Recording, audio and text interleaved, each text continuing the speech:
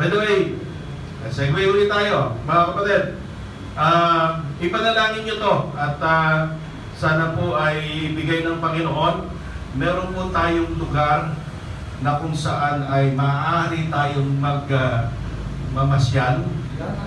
Magdadala lang kayo ng tent. Sino na nakapunta sa Tanay? Tanay. Ha?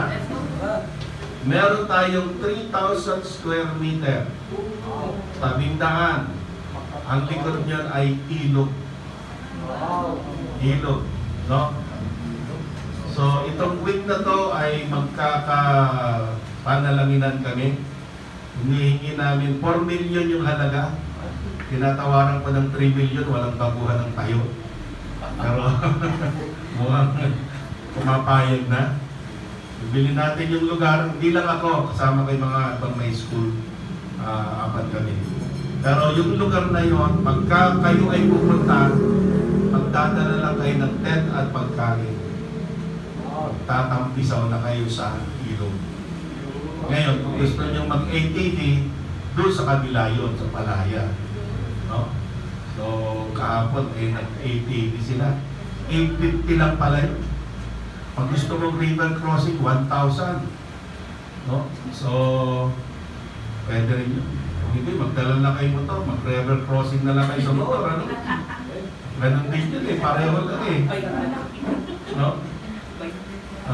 Kung mayroon kayong mga motor, ay nako, 1 oras lang mula dito, nandun na kayo. 1 hour na.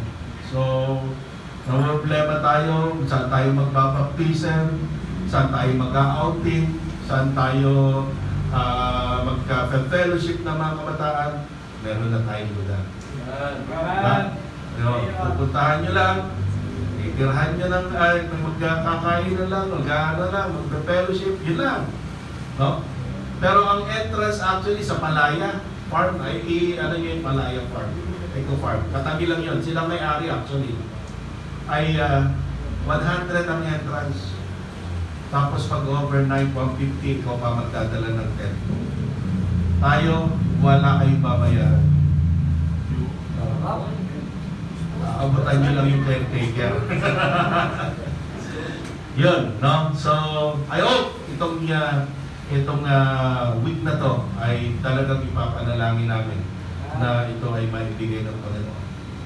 And as I'm saying that, alam nyo, at ilang payo lang sa ating mga kabataan, minsan iniisip natin, ang buhay Kristiyano ba ay, is it a life of enduring or a life of enjoying? Amen. Dalawa yung pananaw natin. Ang buhay Kristiyano ba ay puro paghihinagpis at paghihirap? O ang buhay ba ng pananampalataya ay pagiging masaya? Kaya ayaw ko magsimba sa boring kayo. No? Nung tinanggap mo ang Panginoon, hirap pala maging Kristiyano. Daming problema. Ang tanong ko sa iyo, nung hindi ka ba Kristiyano, wala kang problema? Di ba? Mas marami, pareho lang. Ang kakaiba lang yung pananaw natin sa problema. At kung paano natin titingnan ang problema. Okay? Kaya nga po mga kapatid, kung babasahin niyo yung Philippians chapter 1, ay ginaganda ni Pablo. Alam niyo po ba mga kapatid, para maintindihan po natin, yung sinasabi ni Pablo dito, na ako'y nagagalak dahil pinangangaral ang salita ng Diyos, ako'y nagagalak na kayo aking ipinapadalangin. Alam niyo bang nakakulong siya? Hindi lang siya nakakulong. Ano? Siya nakatalikala. Pero umaawit. Diba? Isipin natin, ito si Pablo, hirap na nga sa buhay, pero masaya pa rin siya. And because of how we look at life, yung iba sa inyo, may privilege na mag-enjoy sa magandang bahay o sa may sariling kwarto, O kaya naman ay may mga cellphone, di ba? Nai-enjoy nyo. Si Pablo, wala. Meron na kami hindi. Alam nyo bakit? Ito kasi yan. Yung kasiyahan ng tao, nakabase lang yan sa mga pangyayari. Kaya ka masaya kasi may nangyaring maganda. The happiness is based on happenings. Okay? Pero yung pong tinatawag na joy is internal. Iba yung kasiyahan, ikaw ay masaya, iba yung nagagalak ka. Ito ay pangloob. Hindi siya nadadala ng mga pangyayari sa labas. Ang dahilan ng pagiging masaya niya ay dahil sa loob. It is within. Because of Christ. Dahil meron tayong Kristo sa puso natin. So paano magagawa natin for the cause of Christ pag ikaw ay na kay Kristo? Sasabihin ko lang sa inyo para minsan tinitingnan natin bakit yung mga hindi tayo sa mga bakit sila tunda ng buhay, kami ganito. Tanong ko rin yan noon. Tanong ko rin yan noon. Bakit? Naglilingkod naman ako sa Panginoon, pero bakit nangyayari ito? Tanong ko rin yan noon. Parang tanong din ni Pastor Agi yan noon eh, bakit kami pinagagalitan ni Pastor? Bakit kami ganito? Bakit ginaganito? Ginagawa kami alipin. Bakit? Ngayon, nung pastor na siya, hindi na pala. It's part of the training. It's part of our growing. Bahagi yan ng paglago, kapatid. Kaya pag yung pastor, pinangangaralan kayo, matuto tayo. Kasi alam niya kung ano yung pagdadaanan nyo. Alam niya kung ano yung gagawin ng kaaway sa inyo at binibigyan kayo ng paalala. Na pag hindi kayo naging matatag sa inyong pananampalataya, isang araw, mawawala rin kayo. Nandiyan ang tukso, nandiyan ang pagsubok, nandiyan ang lahat ng kaaway, gagawin ng lahat ng paraan para tayo hilahin palabas. Pero mga kapatid, apat na bagay na gusto kong bigyan ng pansin sa inyo. Number one, for the cause of Christ, have a right perspective. Pananaw. Alam nyo, parehong problema, pero magkaiba ng resulta. Maraming tao dumadaan sa problema. Pero bakit yung isa matagumpay, yung isa nalugmo? Sino dito ang pinagpalit? Anong pastor? Pinagpalit agad? Ayaw na lang pinagpalit. Sino dito ang iniwan lang yun? Ganun din yan eh. Sino dito ang niligawan mo, hindi ka sinagot? Di ba? Ang laki na ng puhunan mo. Naubos na lahat ng baon mo. Yung pala, pinaasa ka lang. Di ba? Nung wala ka na, wala na rin siya. Di ba? Ang hirap doon. Pero ito, tamang pananaw, hindi naman siya kalooban ni Lord sa akin. Sa mga iniwan, Hebrews 10:9. Sa inyo, Hebrews 10:9. Hinahanap ko dyan. Sige, hanapin ka natin. Sige, o. Ano sabi dyan?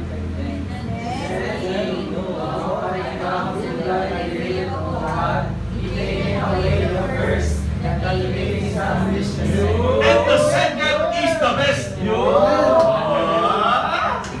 Diba? Pasok! Ayos! Pasok! Okay lang iwanan. May best naman na ibibigay sa'yo. Hindi yan sa girlfriend at boyfriend. Ako mga kapatid, gusto ko maging engineer. Sabi ng Panginoon, hindi ka engineer. Analyst ng Panginoon sa puso ko yun. Take it away the first, but establish the second. Sabi ng Panginoon, magpastor ka. Ba? Nakapasyal tayo sa iba't ibang bansa. Eh kung engineer lang, di nakatayo lang ako sa isang building. Nakatitig lang ako. O kaya sasakyan. Diba? Pero hindi ba ng Panginoon? Take it away the first. so that He will establish the second. Kaya doon sa mga iniwan, doon sa mga pinagpalit, sabihin mo, hindi ka deserve. Dahil si Lord may best para sa akin. Amen? Pananaw. Perspective.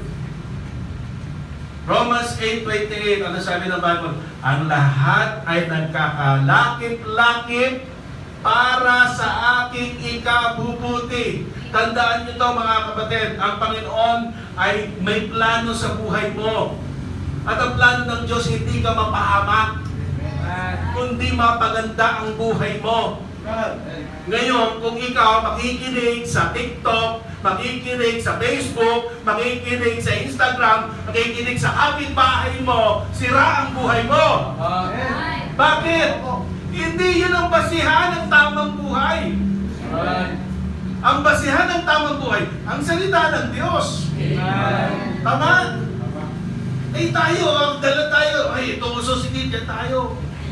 O, itong ginagawa barkada, sige, inom tayo. Sige, ganito, ganito natin. Uy, masaya dito. Tandaan nyo to, masaya ka lang doon sa araw na yun. Isang araw, wala na rin yung mga yan. They will come and go. Pero kung ikaw, tama ang pananaw mo sa buhay mo, magandang plano ng Diyos sa buhay mo. Amen? Lahat ng bagay na mangyayari sa akin, ikabubuti ko. Hindi tama yung pananaw natin.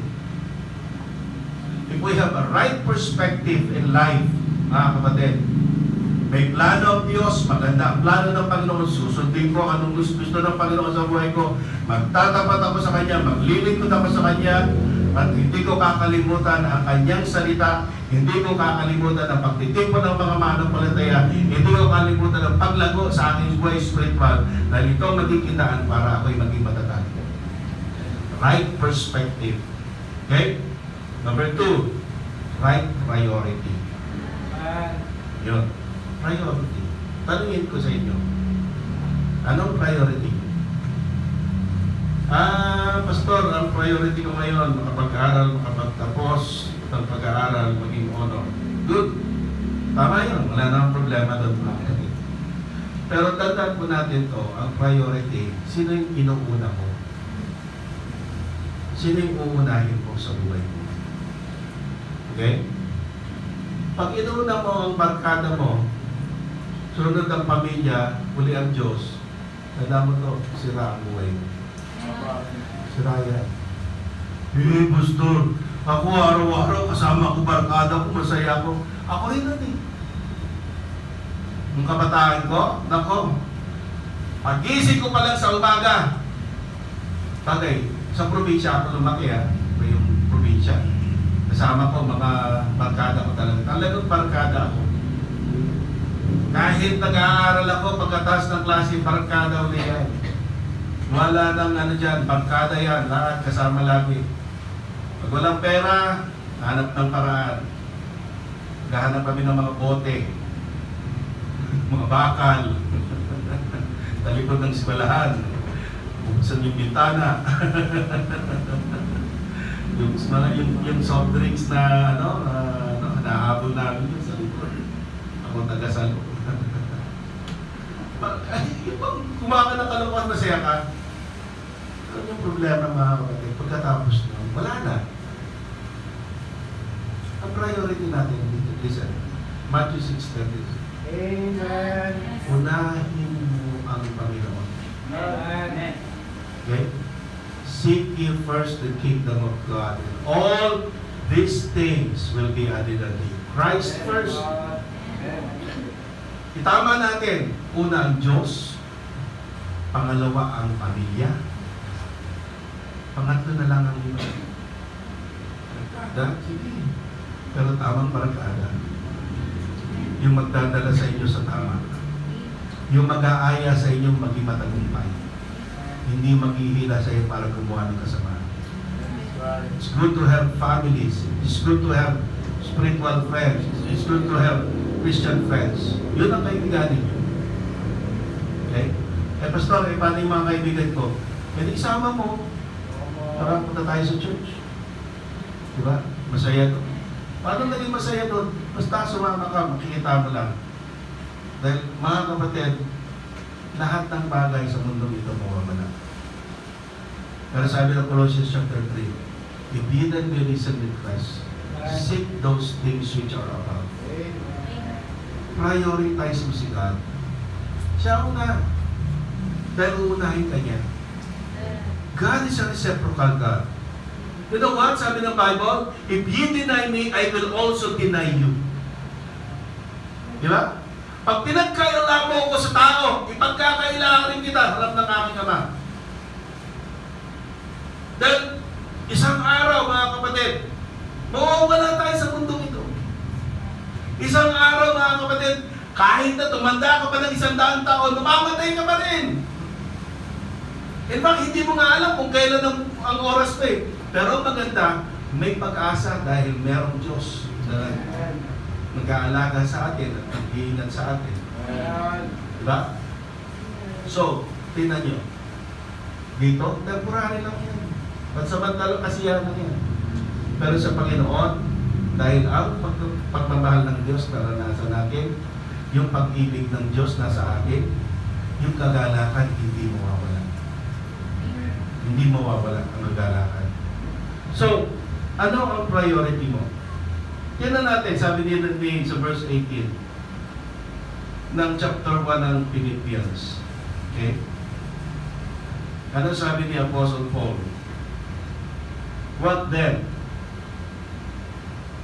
Notwithstanding, every way, whether in pretense or truth, Christ is preached, and I therein do rejoice and will rejoice. Masaya ako kasi ang Panginoon ay tinataas. Ang Panginoon ay naipapangaral. Ang priority ko ay ang Panginoon. Kahit nakakulong si Pablo, sabi niya okay lang. Masaya ako kasi alam niyo, para maintindihan po natin yung sinasabi ni Pablo, nung siya po ay nakakulong, no, yung mga gwardiya doon na bantay sa kanya, mga private, kumbaga sa panahon natin, mga sundalo yan na private lang. So nagsisimula sila sa tagabantay lang sila. Okay? Pero hindi sila maninatiling private. Aangat at aangat niya lang posisyon nila habang tumatagal. Pero alam niyo po, si Pablo, when he was in prison, laging merong gwardiya na nakabantay sa kanya. At yung mga gwardiya yan, ay nagpapalit yan. Every 2 hours, magkakaroon ng shifting. Okay? Every 2 hours. And that 2 hours, every 4 hours pala, every 4 hours, nagpapalit po yan. Yung 4 na oras na yon, na yung gwardiya, nakabantay lang kay Pablo, sisimulin ni Pablong bahagi na ng salita ng Diyos. For 12 years that he became a prisoner, there were 4,380 guards ang namit niya. And 4,380 na nasyera niya ng salita ng Diyos. At 4,380, hindi ko alam kung ilan doon na tumanggap sa Panginoon, pero alam niyo po ba, during the Nero's time, even the most vicious at pinakamasamang emperor sa panahon ng Roma, yung mga pamilya niya, Kristiyano. Yung mga alipin ay Kristiyano. Yung mga nasa paligid ni Nero, puro Kristiyano. Makakita namin at mapag-aaralan niya yan. Saan ang galing yan? Paano niya naligtas? Nakakulong si Pablo. Di ba? Pinahagilan niya. Iba'y tumanggap sa Panginoon, nagpatuloy. So, ibig sabihin, ano man ang kalagayan natin, mga kapatid, sabi ni Apostol Pablo, ang Diyos ay makitaas sa atin. That's my priority. For me, to live is Christ, chapter 1, verse 23, and to die is gain. Verse 21 pala. For me, to live is Christ, and to die is gain. So tingnan natin. Perspective, priority, next hour. Saan ang gagaling ang lakas mo? Lahat yun dapat ang lakas natin, ang priority natin, at ang perspective natin dapat sa Diyos na. Dapat kay Kristo. I can do all things through Christ who gives me strength. Ano nagpapalakas sa inyo? Maaaring sabihin natin, alam mo, nagpapalakas sa akin, pamilya ko. But there will come a time you will lose your energy. Yun ba sa atin, maaaring ayaw mo na? Para si Apostol Pablo sa verse 19 ng chapter 1 ng Philippians, for I know, no, that this turn to my salvation through prayer and the supply of the Spirit of Jesus Christ. Ang supply of the Spirit of Jesus Christ.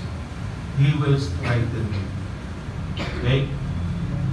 This knowledge gave him hope. I know. Tanungin ko kayo, sino nagpapalakas sa iyo? Diba? Kabuhay na to.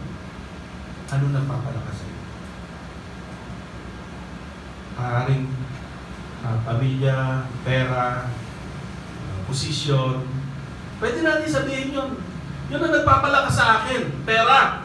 Pag may pera ako, malakas ako. Tanong, lagi ka ba may pera? Pag madalas nalungkot ka. Pero ang tanong, lagi ka bang may Kristo? Yes. Di ba malakas ka? Amen? Lagi ako may Diyos sa buhay ko, hindi mawawala yan. Malakas ako. Kahit may problema, malakas ako. Kahit may pagsubok, malakas ako. Kahit may tukso, malakas ako dahil kay Kristo. At dahil malakas ako, I can do all things through Christ who gives me strength. Mga kapatid, makinig kayo. Yung lakas nyo, hindi nyo kayang baguhin ang sarili. Yung lakas nyo, hindi nyo kayang labanan ang problema nyo. Yung lakas nyo, hindi nyo kaya. Pero pag may Kristo ka sa puso, lahat ng yan kaya mo. Siya ang magpapalakas eh. So, ibig mo sabihin, kahit na ganito kalagayan ko, hindi mo na alam kung anong nangyari sa buhay ko. Alam mo sa'yo kanina, ang kagandahan sa power of His resurrection, lahat ng kasalanan mo, pinalimutan na ng Diyos. Nung humingi ka ng tawad sa Kanya, kinalimutan niya na yan. Kaya pwede kang mag-move on. Kaya maraming tao hindi maka mag-move on, lagi na lang dinadalaw sila ng mga nakaraan nila. Napakasama akong tao, wala akong kwentang tao, makasalanan ako, lahat na lang nagsasabihin ng kaaway, sasabihin sa iyo, lahat, wala akong kwenta. Pero mga kapatid, pag ikaw ay may Kristo sa puso, sabi ng Panginoon, ang gagawin niya, kakalimutan niya lahat ng kasalanan niya para pwede ka na magsimula. Tama? Lahat ng problema, sabi ng Panginoon, 1 Peter 5:7, casting all your cares. Ano yung problema mo? Kaya maraming tao nadidepress eh. Depressed ako. Yes, tama, nadidepress ka. Kasi wala kang nasasabihan ng problema. Depressed ka, alam kung bakit? Kasi akala mo nag-iisa ka. Pero alam sabi ng Panginoon, ibigay mo sa akin. Either you are under the circumstances or you are in control of the circumstances. Parang yung nakahiga ka sa kama. Mas masarap bang humiga sa ilalim ng kama o sa ibabaw ng kama?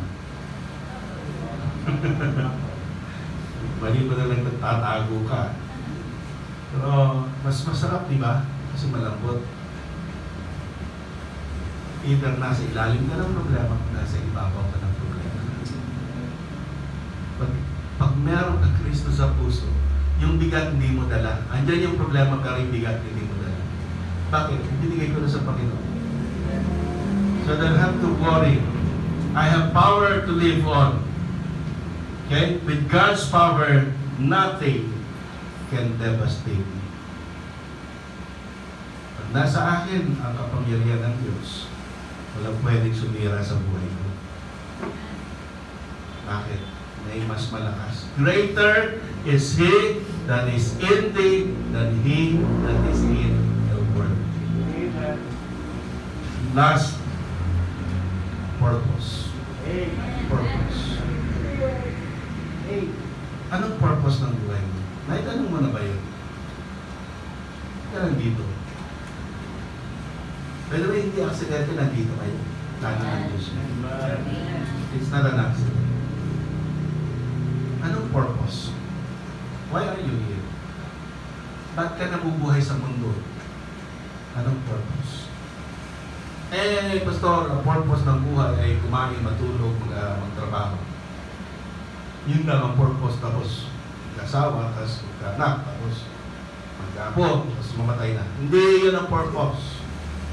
Ang purpose ay yung iyong dapat gawin. Kung ano ang magiging ikaw. The purpose. Yung purpose na God sa iyo, tandaan nyo, may plano ang Diyos sa buhay mo. Hanapin mo yun. Dahil pag nahanap mo yun, masaya ang buhay mo. And the very safe place is in the center of the will of God. Pag nalaman mo yung purpose ng God sa akin, masaya.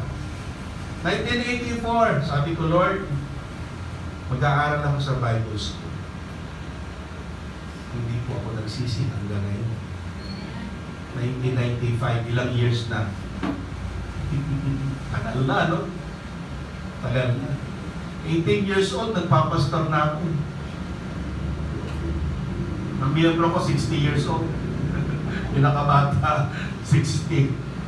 Kasi pagka sa Batangas kasi, pagka nag-aral ka ng college, hindi ka na doon, diretso ka na sa Manila. Pag nag-Manila ka, doon ka na magtatrabaho. Kaya naiiwan mga lolo at lola. O kaya yung mga anak nila, iniiwan nila sa probinsya. Pero yung maganda, mga kapatid, I endure that. Hindi ko pinagsisihan. Sabi ko, Lord, may mga times I was discouraged. May mga times na parang ayoko, sumusuko na ako. Pero yun na naging training ko. Kaya ako nakakatayo sa inyo. Kaya tanungin niyo, Pastor, ano ang dinulot ng paglilingkod mo sa Panginoon? Sobra, sobra, sobra pagpapala. The blessings overflows. Bakit? Kasi nalaman ko yung purpose ni God sa buhay. I learned. You follow the purpose. Bata pa lang, Pastor. Alam naman na ang purpose ni God. Yeah, siyempre, sabi nga ng Panginoon, di ba? Romans chapter 12, I beseech you therefore, brethren, by the mercies of God, that He present your bodies a living sacrifice, holy and acceptable unto God, which is your reasonable service. Be ye not conformed to this world, but be ye transformed by the renewing of your mind, that ye may know what is the good, acceptable, and perfect will of God. Good, acceptable, and perfect will. Yun. Ang ginawa ko, binigay ng Panginoon ko. Design ng puso. Kaya kabataan, huwag niyo sayangin yung buhay niyo sa walang kahulugan. Give a meaning to your life. Give it to God. Bigay niyo sa Panginoon. Nothing can do it. Let us all stand up, please. Tayo po'y manalangin. May I ask you, if you would complete this word, for me to live is blank. For me to live is possessions. For me to live is pleasure. For me to live is power, position, prestige, or popularity. Or for me to live is Christ. Ano? Nasa iyo na ba? Nasa puso mo na ba ang Panginoon? Habang tayo nakapikit ang ating tuloy na kayo, tatanungin kita personally ngayon. Pag namatay ka ba? Huwag na mangyari. Pero hindi natin alam ang buhay. Pag namatay ka ba? Alam mo kung saan ka pupunta? Sabi ng Panginoon, ngayon na lamang ang pagmamahal ng Diyos sa sanlibutan. For God so loved the world. Na binigay niya ang kanyang bugtong na anak upang ang sino mang sumampalataya ay hindi na mapapahamak bagkus magkakaroon ng buhay na wala hanggan. Kung tatanungin kita, alam mo ba kung saan pupunta ang iyong kaluluwa pag kayo namatay? Dalawa lang pupunta ng tao, langit o impyan. Ang tanong, sigurado ka ba na pupunta sa langit? Kung ikaw ay hindi sigurado, may doubt sa iyong puso, marahil sa pagkakataon to, maaari kitang ipanalangin. Kung sa puso mo at sinasabi mo, Pastor, pwede ba ipanalangin niyo ako? Nais kong magkaroon ng buhay na walang hanggan. Nais kong tanggapin ang Panginoon sa puso ko. Nais kong siya ang maging Panginoon ng buhay ko. Gusto kong pag ako'y namatay, kasama ako ng Panginoon sa langit. Kung yan ang sinasabi mo, yan ang pinapanalangin mo, habang tayo nakapikit, pwede ba pakitaas kang sandali ang iyong kamay? I'll pray for you. Meron ba? Yes, sir. I'll pray for you. Okay, Maya. Taas mo lang sandali. Maraming salamat. Salamat. Meron ba ba? Just raise your hand. Just raise your hand. Okay, Maya. Come on. Taas mo lang. Sa pagtataas na yung kamay, sinasabi mo, gusto kong makasiguro ng pagtungo sa langit. Meron ba ba? Kung hindi ka na nagtaas ng kamay, pero sa puso mo, nais mong magkaroon ng buhay na wala hanggan. Bakit hindi ka manalangin ng ganitong panalangin? Panginoong Jesus, patawarin mo ako sa aking mga nagawang kasalanan. At Panginoon, pumasok ka sa aking puso mo. Ikaw ang aking Panginoon at tagapagligtas. Gayon mo akong iyong anak at ang mga oras na ako'y lupunin. Galing mo ako sa langit. Habang tayo nakapikit ang ating guli na kayo po, marahil sa ating kalagitnaan ngayon, ikay kinakausap ng Panginoon. Marahil, Kristiyano ka na, pero wala kang lakas. Pagdating ng tukso, pagdating ng problema, bagsak ka pa rin. So, sa'yo, Lord, you the strength. Marahil, Kristiyano ka na, pero mali naman ang pananaw mo. Hindi mo inuuna si Kristo. Mali ang priority mo. Pero ngayon, bakit hindi natin itama ang sarili natin sa Panginoon? Let Christ be our priority. If God is talking to your heart, meron kang gusto ilapis sa Panginoon, pwede ba iwanan mo yung kinatatayan mo? Pwede ba punta ka dito sa unahan mo na lahat kasama mo? Let's come forward. I'll pray for you. Amen. Let's come. Lapit ka lang dito. May mga gusto mong ilapit sa Panginoon, ipanalangin ka mo, just come. Amen. Just come. Lapit ka lang. Amen yan. Just come forward. I'll pray for you. Amen. Amen. Lord, nakikita mo po ang iyong mga anak ngayon. Patuloy mong kausapin ang bawat isa. Ngayon naunawaan namin, for the cause of Christ, we will have a right perspective. We will have a right priority. We will have a right purpose. We will have a right life. Salamat for reminding us, dear God. Salamat sapagkat meron ka ding lakas na nanggagaling sa iyo. Pray that you bless each and every one. Bless these young people, Yes, Lord. sa lahat ng kabataan, Panginoon, patuloy mong abutin. I pray for Pastor Sunny, that you keep him strong sa kanyang pinagdadaanan. Bigyan mo siya ng biyaya, kagalingan. Maging Pastor Agi sa kanyang pamumuno sa mga kabataan. Dalayan ko rin ang iyong pamumuno. At sa gawain dito, ikaw mahitas. Salamat po sa iyo lahat ng papuri. Jesus, name we pray. Amen.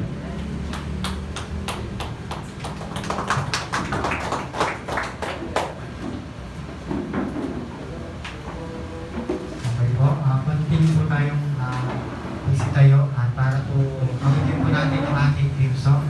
Na-bless po ba tayo? Amen. Okay, no? Parang mabuti ng na-bless. Na-bless po ba tayo? Tama lang po yan. At ito, ito po mali yung mga music team. Mabutin po natin yung ating team song. Mga surprise.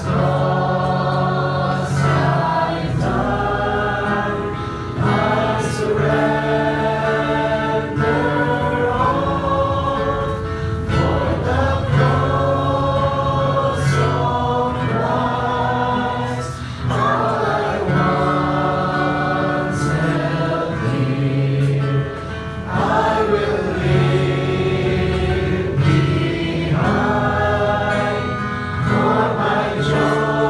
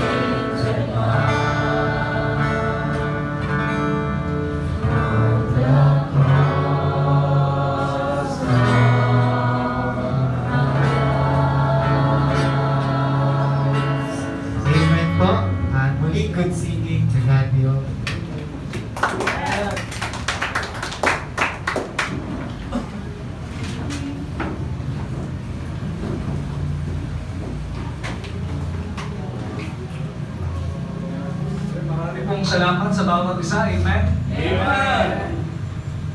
Natawagin ko lang po si Pastor Arnel sa hapon pong ito. So, tawagin po kayo. Babasahin ko lang po, Pastor.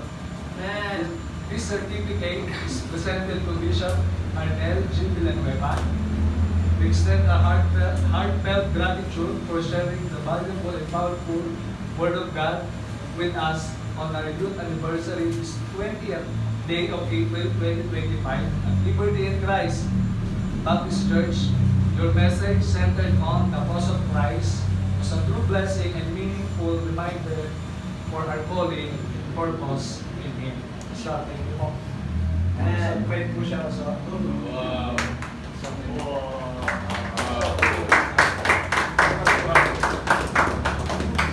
Thank you po. Sa pito lang tayo. 1, 2, 3. Opo, 1, 2, 3. So, wait na po. Tara, pasok ka. Pasok. Yun. Wow.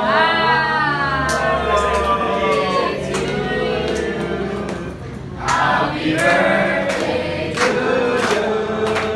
Happy birthday, happy birthday. Happy birthday to you. Isa pa po yung may gitara parang masaya. 1, 2, 3, sing! Happy birthday to you. Happy birthday to you. Happy birthday, happy birthday. Happy birthday to you.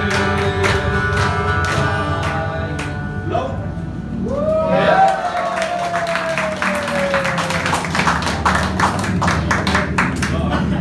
Paghati-hatian na natin yan.